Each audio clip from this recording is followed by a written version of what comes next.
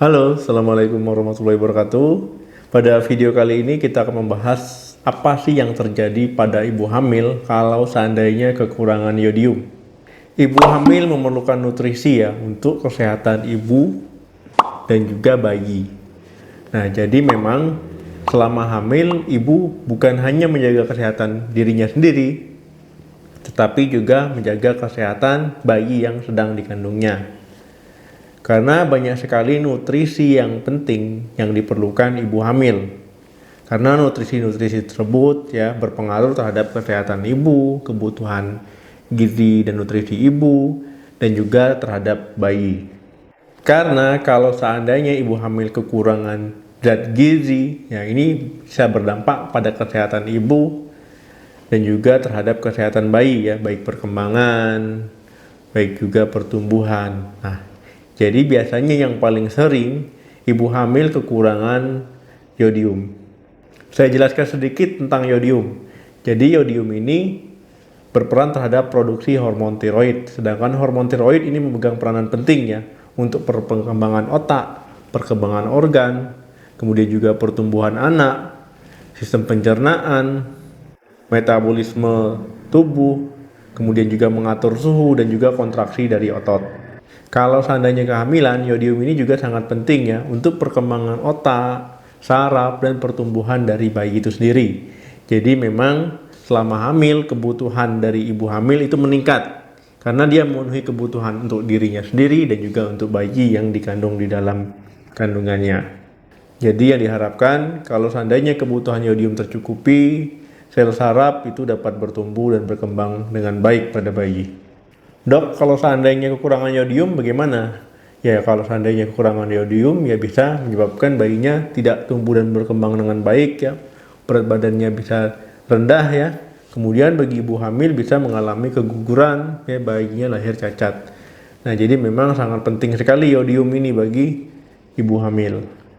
Umumnya orang berpikir untuk memenuhi kebutuhan yodium selama hamil itu dengan mengkonsumsi garam ya. Karena teman-teman tahu ya mungkin pernah baca garam beryodium. Nah, ini juga tidak salah dan juga tidak benar. Nah, karena kalau seandainya ibu hamil meningkatkan asupan garam selama hamil ini berbahaya justru bagi kesehatan bayi maupun kesehatan dirinya sendiri ya. Ini banyak bisa menyebabkan hipertensi dalam kehamilan ataupun keluhan-keluhan yang lain. Nah, jadi untuk memenuhi kebutuhan yodium itu tidak hanya dari garam saja ya.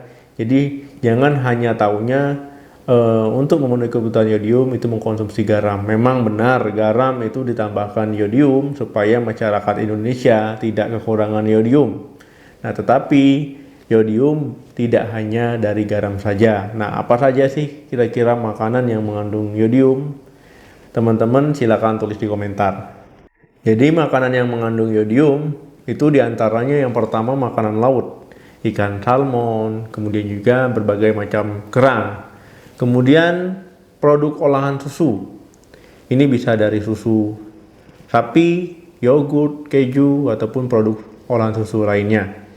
Kemudian daging ayam, daging sapi, telur ayam ya, kacang-kacangan. Nah, ini juga termasuk makanan yang mengandung yodium. Nah, jadi teman-teman jangan untuk memenuhi kebutuhan yodium itu dengan makan garam, dengan makan makanan yang ditambahkan garam sehingga terlalu asin. Itu jangan ya, berbahaya justru bagi ibu dan juga bagi bayinya. Jadi ibu bisa memenuhi yodium dengan mengkonsumsi makanan-makanan yang saya sebutkan tadi. Jadi makanan tadi merupakan makanan yang umum yang mengandung yodium yang gampang ibu hamil temui ya.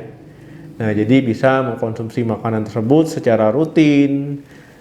Kemudian saya ingatkan kalau seandainya ibu hamil mengkonsumsi makanan tersebut, itu cara pengolahan, cara pembuatannya juga kalau bisa dengan cara yang sehat. Kecuali ibu hamil minum susu ya, minum susu ya seperti itu dari dulu caranya ya tinggal ditambahkan air dan diminum saja.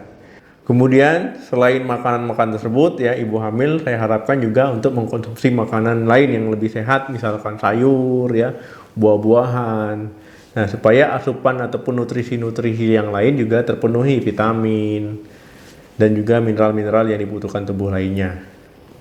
Nah, pertanyaannya, apakah ibu hamil perlu suplemen tambahan untuk mencukupi kebutuhan yodium?